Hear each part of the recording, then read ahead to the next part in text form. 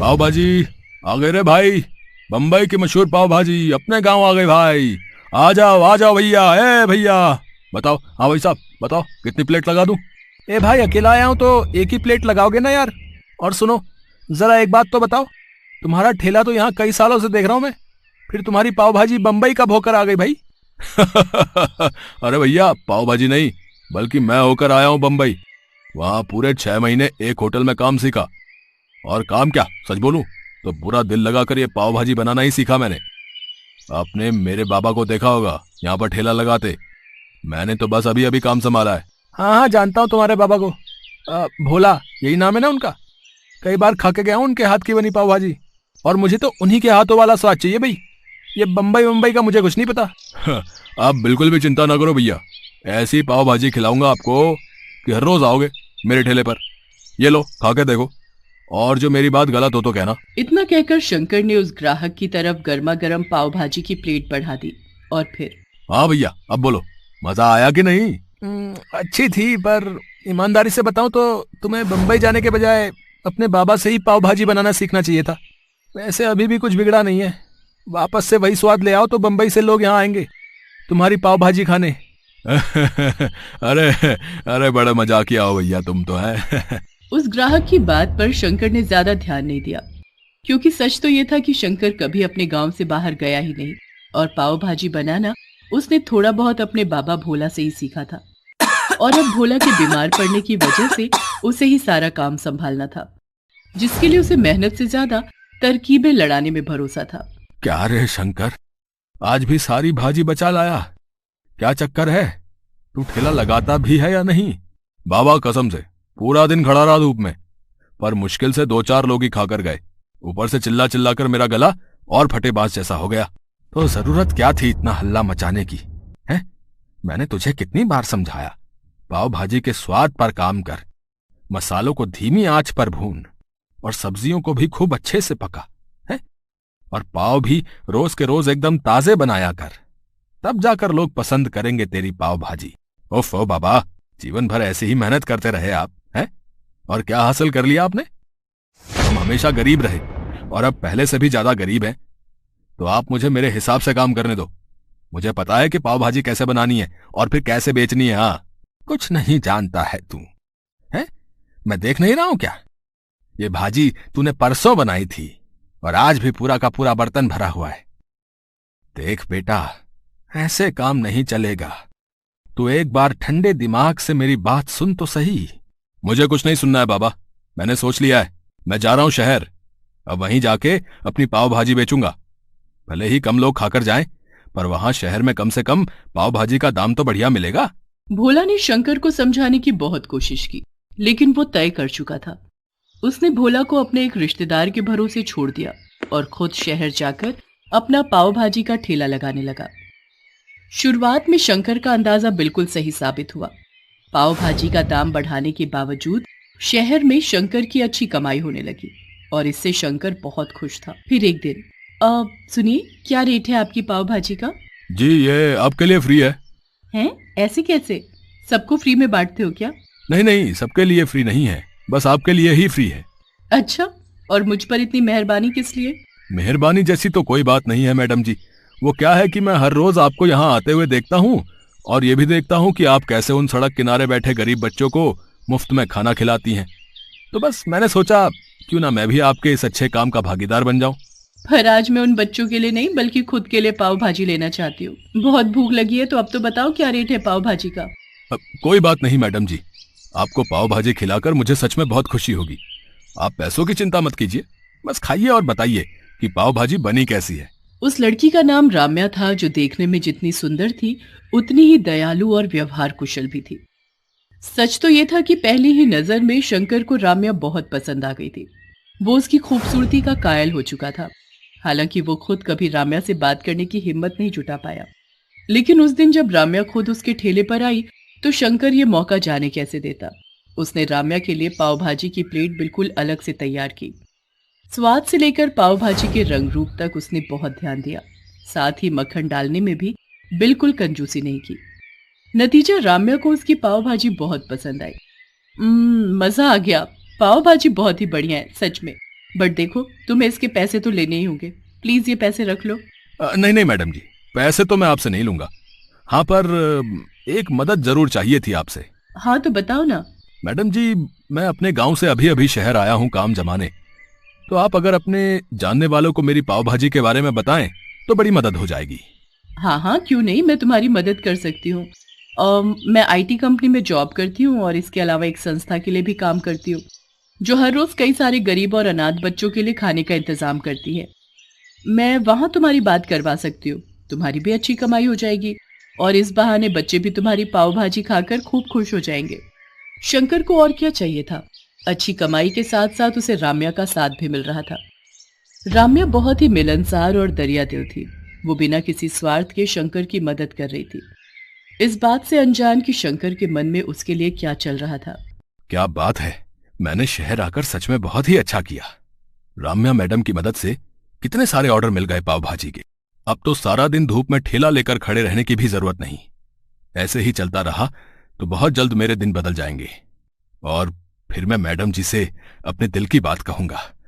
अब वैसे उनकी बातों से तो ऐसा ही लगता है कि वो भी मुझे पसंद करती हैं। हो सकता है मेरे बोलने से पहले वो ही अपने दिल की बात कह दे। हैं? शंकर इसी गलतफहमी के साथ राम्या से मिलता रहा और खूब पैसे भी कमाता रहा। वो जल्द से जल्द अमीर होना चाहता था ताकि राम्या से शादी की बात कर सके, लेकिन ये इतना आसान भी नहीं था। राम्या खुद अच्छा कमाती थी, इसके अलावा उसका परिवार भी काफी अमीर था। बातों ही बातों में शंकर ये सब जान चुका था, इसीलिए अब वो ज्यादा पैसे कमाने के लिए कुछ भी कर। राम्या सुनो, वो पाव भाजी वाला वेंडर, क्या नाम था उसका? हाँ शंकर, उसे आगे से ऑर्डर मत देना। लेकिन क्यों सर, कोई प्रॉब्लम है क्या? अगर बजट का इशू है तो मैं कुछ। नहीं, प्रॉब्लम उसकी पाव भाजी में है, जिसे खाकर बच्चों को फूड पॉइजनिंग हो रही है। कई बच्चों की तो क्रिटिकल सिचुएशन है। लेकिन सर, ये सब किसी और वजह से भी तो हो सकता है। अब मुझे नहीं लगता कि शंकर की पाव भाजी में कुछ प्रॉब्लम है, क्योंकि सर मैं खुद लगभग हर रोज उसकी पाव भाजी खाती हूँ। मैंने खुद उसके पास से आई पाव भाजी का सैंपल टेस्ट किया है राम्या, और ये बिल्कुल सच है कि उसकी पाव भाजी खाने के लायक तो बिल्कुल नहीं है। राम्या को यह सब जानकर झटका लगा। उसके लिए इस बात पर भरोसा कर पाना मुश्किल था, क्योंकि शंकर राम्या के लिए हमेशा अलग से पाव भाजी बनाता था, जिसमें वो हमेशा ताजी सब्जियां, ताजे पाव और सब कुछ बड़ी सफाई से डालता था। लेकिन उसके अलावा शंकर ने बाकी की पाव भाजी की क्वालिटी हद से ज्यादा गिरा दी थी। वो बाजार उठने के बाद वहां फेंकी गई बेकार और सड़ी गली सब्जियां उठाकर ले आता और उन्हीं से भाजी बनाकर तैयार कर देता। इसके अलावा मसालों और पाव के मामले में भी हालत ऐसी ही थी, और ये सब करके वो पाव भाजी की लागत को कम कर रहा था, फिर चाहे नतीजा कुछ भी हो। शंकर को लगा कि सड़क किनारे रहने वाले गरीब बच्चे कभी उसकी पाव भाजी को लेकर किसी से भी शिकायत नहीं करेंगे। लेकिन अब सच राम्या के सामने था, जिसे जांचने के लिए राम्या ने खुद शंकर के पास से गरीब बच्चों के लिए आई हुई पाव भाजी खाकर देखी। और फिर साहब, वो अपनी राम्या मैडम कहाँ है? कई दिन हो गए वो दिखी नहीं, और पाव भाजी का ऑर्डर भी नहीं आया आपकी तरफ से। पाव भाजी का ऑर्डर? बेटा तेरे पास तो पुलिस आएगी, कंप्लेन कर दी है मैंने तेरे खिलाफ।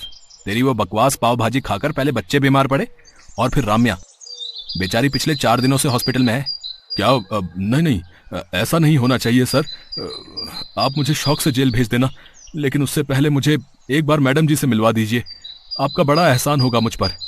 मैं एक बार उनसे माफी मांगना चाहता हूँ और ये तसल्ली भी करना चाहता हूँ कि वो ठीक है। शंकर की आंखों में आंसू थे, जिन्हें देखकर एनजीओ मैनेजर का दिल पसीज गया और वो उसे राम्या से मिलवाने हॉस्पिटल लेकर गया। लेकिन राम्या ने शंकर से मिलने से साफ इनकार कर दिया। अब वो कभी उसकी शक्ल भी नहीं देखना चाहती थी, और यही शंकर के लिए उसके लालच की सबसे बड़ी सजा थी।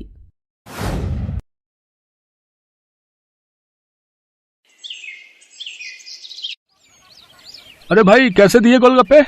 50 रुपए की प्लेट है। और एक प्लेट में कितने गोलगप्पे? 6 गोलगप्पे होंगे। और कितने? अरे बाप रे बाप, 50 के 6 गोलगप्पे, इतने महंगे। तभी सोचो तुम्हारी दुकान में भीड़ क्यों नहीं है।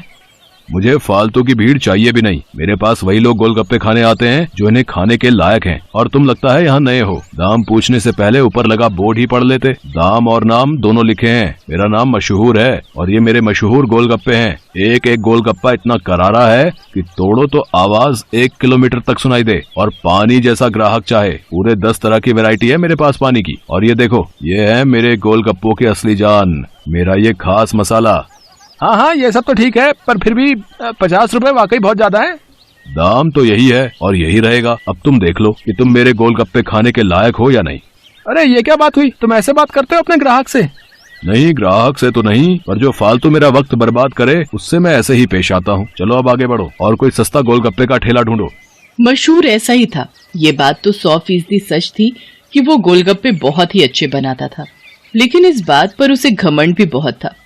मशहूर का मानना था कि उसके पास हुनर और किस्मत दोनों का साथ है, इसीलिए उसे पूरा यकीन था कि उसका काम कभी मंदा पड़ ही नहीं सकता, और वास्तव में ऐसा हो भी रहा था। मशहूर के पास भले ही ग्राहक कम थे, लेकिन उनसे ही वो अच्छा खासा मुनाफा कमा लेता था। फिर कुछ दिनों के बाद, हाँ भाई लाओ जरा गोलगप्पे तो लगाना। अरे तुम फिर से आ गए, रेट कम नहीं होंगे, पहले ही बता रहा हूँ। हाँ हाँ, मैं तुमसे कम करने को कह भी नहीं रहा हूँ। ऐसा करो, सिर्फ मुझे नहीं, इन सबको भी गोलगप्पे खिलाओ और इन सबके पैसे मैं दूंगा। पगला गए हो क्या? अब ऐसा करो, पहले पैसे रखो मेरे सामने, फिर बात करना। तुम भी ना बड़े शक्की हो। ये लो, ये रखे तुम्हारे पैसे। इतना कहकर सूरज ने पूरे 2000 रुपए मशहूर के सामने रख दिए। सूरज अपने साथ जिन लोगों को लेकर आया था वो देखने में ही गरीब लग रहे थे। मशहूर ने सभी को गोलगप्पे खिलाए, जिसके पैसे सूरज नहीं दिए। फिर सबके जाने के बाद, क्या बात है भाई, कोई लॉटरी वॉटरी लग गई है क्या? अभी तो नहीं लगी, पर जल्दी लगने वाली है। क्या मतलब? तुम्हें कैसे पता कि लॉटरी लगने वाली है तुम्हारी? क्योंकि निरंजन बाबा ने मुझसे ऐसा कहा है। वो बहुत ही बड़े सिद्ध बाबा है। उन्होंने मुझसे कहा है कि मैं जितने लोगों का पेट भरूंगा, वो भी बिना उनसे कुछ लिए, मेरी लॉटरी लगने के उतने ही चांसेस बढ़ जाएंगे। तुम भी निरे उल्लू हो भाई, हैं? बाबा जी ने तुम्हें गरीबों को खाना खिलाकर कुछ भला काम करने को कहा होगा। जितने पैसे तुमने मेरे गोलगप्पे खिलाने में खर्च किए, उतने में तो तुम पूरा भंडारा कर सकते थे।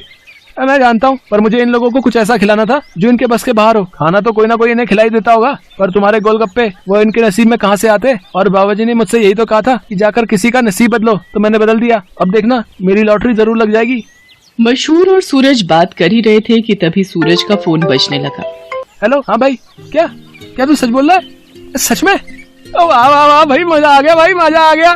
तू वहीं रुक, मैं बस वहीं आ रहा हूँ, वहीं आ रहा हूँ। अरे अरे, क्या हो गया? कहाँ भागे जा रहे हो? मेरी लॉटरी लग गई भाई, वो भी पूरे 10 लाख की। शुक्रिया भाई, शुक्रिया यार, बहुत शुक्रिया यार। सच में तुम्हारे गोलगप्पों की वजह से ये सब हो पाया। अच्छा, अब मैं चलता हूँ, मैं फिर आऊंगा और अगली बार और ज्यादा लोगों को लेकर आऊंगा। तुम तैयार है ना? इतना कहकर सूरज वहाँ से चला गया, लेकिन मशहूर को सोचने पर मजबूर कर गया। मेरे गोलगप्पे ऐसा भी कर सकते हैं, मुझे तो पता ही नहीं था। अगर मुफ्त में मेरे गोलगप्पे खिलाकर इस लड़के की किस्मत खुल सकती है, तो फिर मेरी क्यों नहीं? हाँ, अब से मैं भी लोगों के नसीब बदलूंगा। अब वो नहीं, बल्कि मैं खुद अपने गोलगप्पे लोगों को फ्री में खिलाऊंगा। अगले दिन मशहूर ने सबसे पहले अपने लिए एक लॉटरी का टिकट खरीदा, और फिर उसके हाव भाव बिल्कुल ही बदल गए। साथ ही उसकी दुकान का बोर्ड भी अब गोलगप्पों की कीमत की जगह पर लिखा था बिल्कुल फ्री। मतलब वो सच में अब लोगों को मुफ्त में गोलगप्पे खिला रहा था। साहब, कभी सपने में भी नहीं सोचा था कि आपकी दुकान में खड़े होकर गोलगप्पे खा सकूंगा। भगवान आपका भला करे, आपकी खूब तरक्की हो, आप जो चाहो वो सब आपको मिले, मैं भगवान से यही प्रार्थना करूंगा। मशहूर को पहली बार किसी ने ऐसा कुछ कहा था। मशहूर को बहुत अच्छा लगा, लेकिन अब भी मशहूर के दिमाग में उसका खुद का फायदा पहले था। उस दिन अपने बनाए हुए सारे गोलगप्पे मुफ्त में खिलाने के बाद वो फौरन लॉटरी ऑफिस पहुंचा।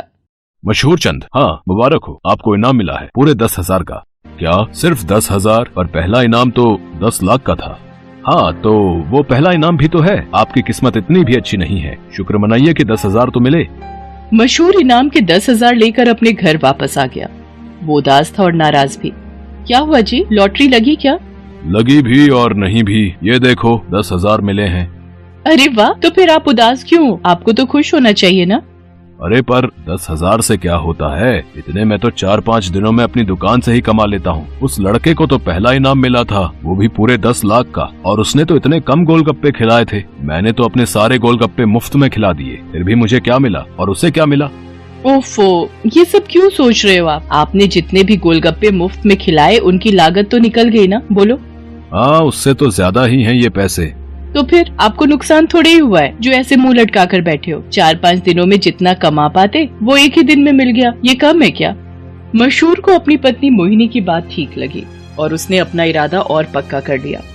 उसने आगे भी लोगों को फ्री गोलगप्पे खिलाना जारी रखा और हर रोज लॉटरी का टिकट खरीदना भी, कभी कम तो कभी ज्यादा।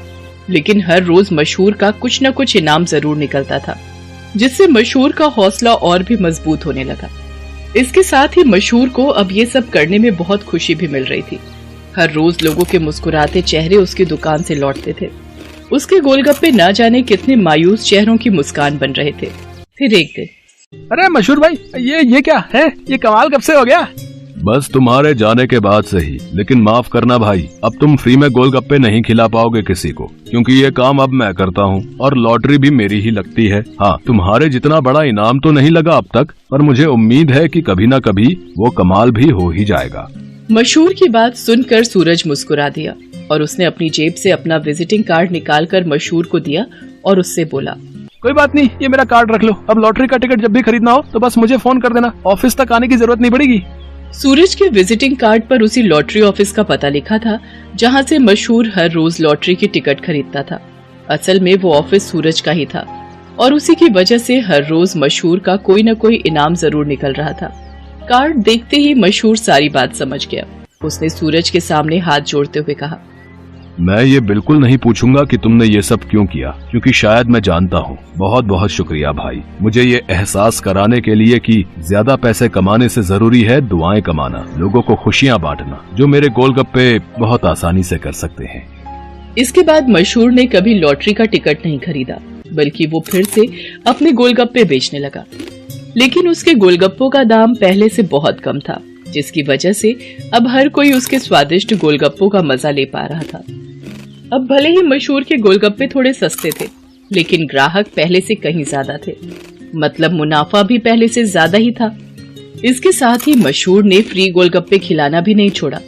आखिर के 10-20 गोलगप्पे वो जरूर गरीबों को मुफ्त में खिलाता था, क्योंकि अब उसे गोलगप्पों के साथ साथ खुशियां बांटने की भी आदत जो हो गई थी। Thanks for watching.